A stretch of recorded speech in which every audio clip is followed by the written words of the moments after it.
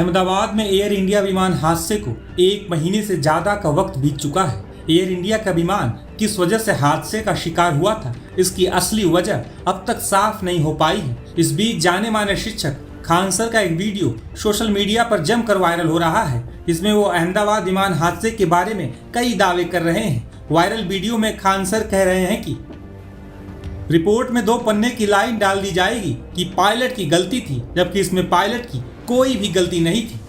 बता दें कि 2 दिन पहले ही विमान दुर्घटना जांच ब्यूरो यानी AAIB की 15 पन्ने की शुरुआती रिपोर्ट आई है। इस रिपोर्ट के मुताबिक दोनों पायलट के बीच की बातचीत रिकॉर्ड हुई है। टेक ऑफ के तुरंत बाद एक एक करके दोनों फ्यूल स्विच बंद हो गए थे। इस वजह से दोनों इंजन भी बंद हो गए। इस दौरान कॉकपिट की रिकॉर्डिंग से पता चला है कि एक पायलट ने दूसरे से पूछा था कि क्या तुमने स्विच बंद किया है। दूसरे ने जवाब दिया नहीं। AAIB की शुरुआती जांच रिपोर्ट की माने तो हादसे का शिकार हुए एयर इंडिया के इस विमान में दोनों इंजनों के फ्यूल स्विच बंद थे, जिसे बाद में पायलटों ने चालू किया और दोनों इंजन को दोबारा शुरू करने की कोशिश भी की थी। हालांकि इस विमान की ऊंचाई काफी कम थी और चंद सेकंड में यह विमान एक मेडिकल हॉस्टल की बिल्डिंग से टकरा गया और क्रैश हो गया।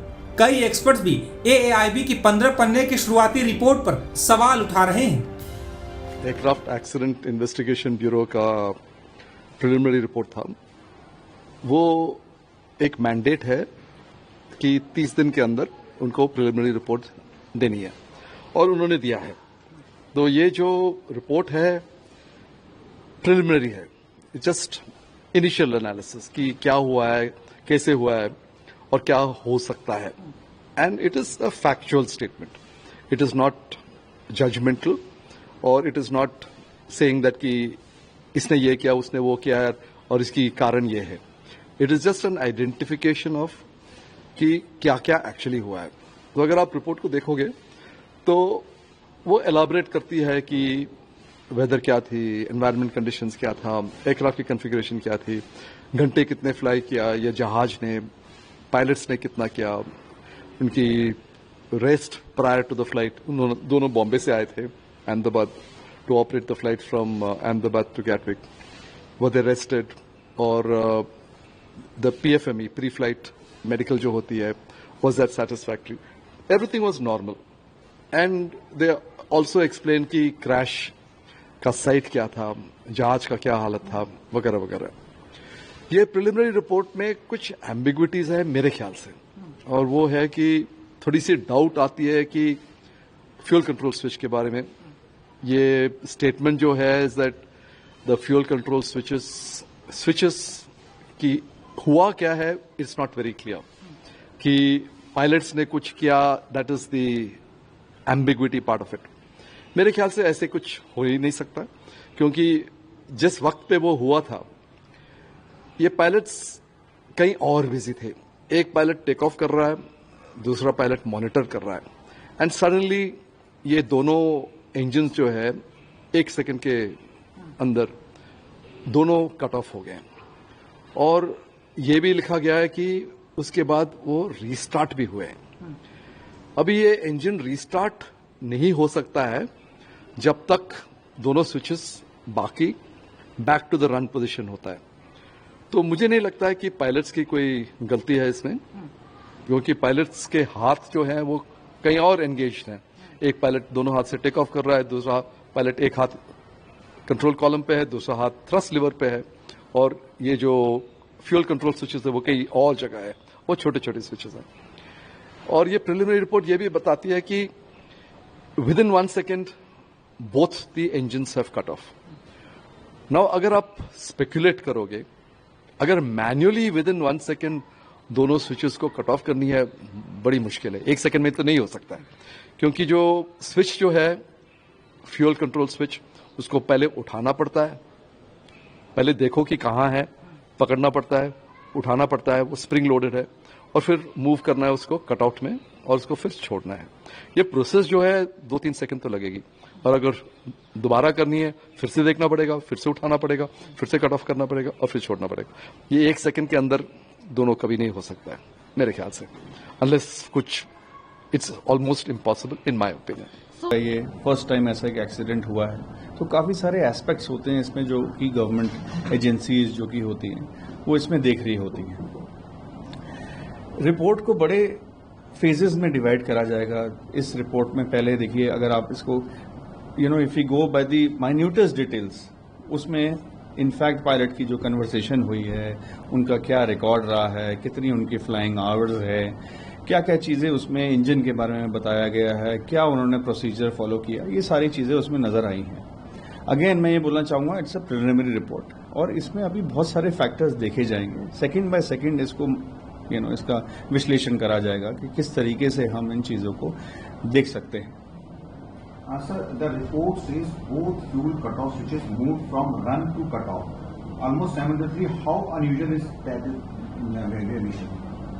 Very good question. देखिए, फ्यूल कट ऑफ स्विचेस एक व्यूअर्स को समझना पड़ेगा। These are switches primarily given by the manufacturer. Boeing ने ये ऐसा डिजाइन किया है कि आप जब इंजन स्टार्ट करते हैं तब आप इसको यूज करते हैं, और जब आपको इंजन बंद करना होता है तब आप इस स्विच को कट ऑफ कर देते हैं। तो दो मोड्स हैं इसमें, रन और cut of.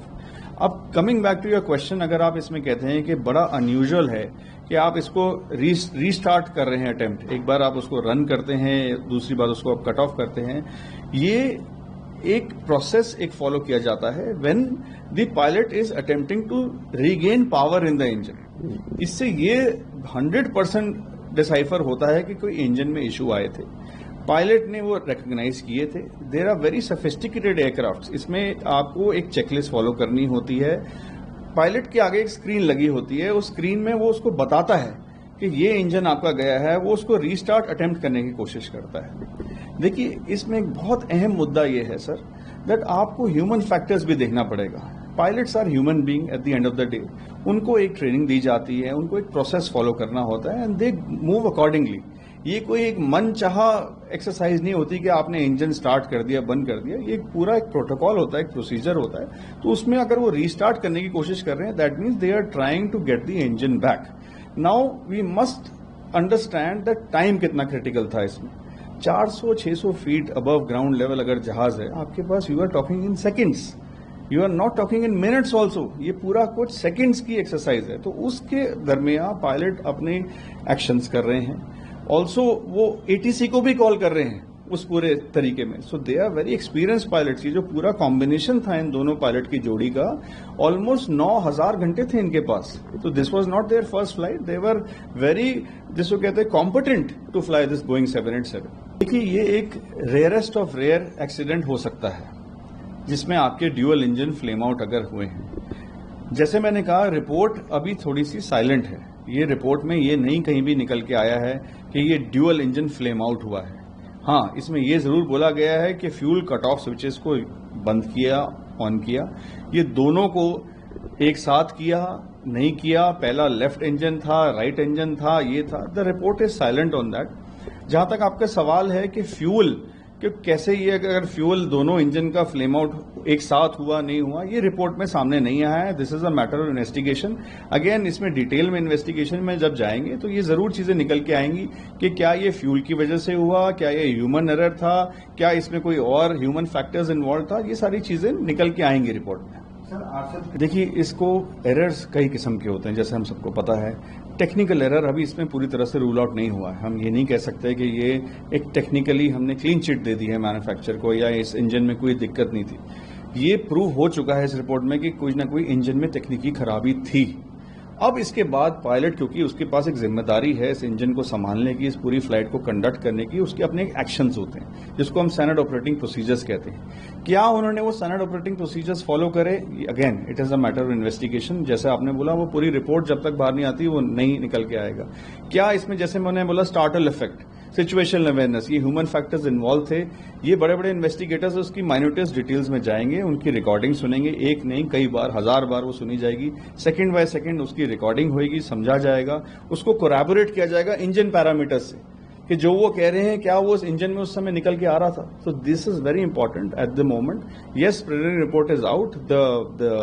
The investigating authorities AAIB ने अपनी ड्यूटी करी है और उसमें वो बड़े बड़े एक्सपर्ट से अपने अपने टाइमली और इनपुट्स लेते रहेंगे। बता दें कि बीते 12 जून को एयर इंडिया का विमान अहमदाबाद से लंदन जा रहा था टेक ऑफ के कुछ ही सेकेंड बाद यह विमान एक मेडिकल हॉस्टल की इमारत से टकरा गया था। इस विमान में सवार सभी यात्रियों और क्रू मेंबर्स की मौत हो गई थी। केवल एक यात्री ही इस हादसे में जिंदा बच पाया था।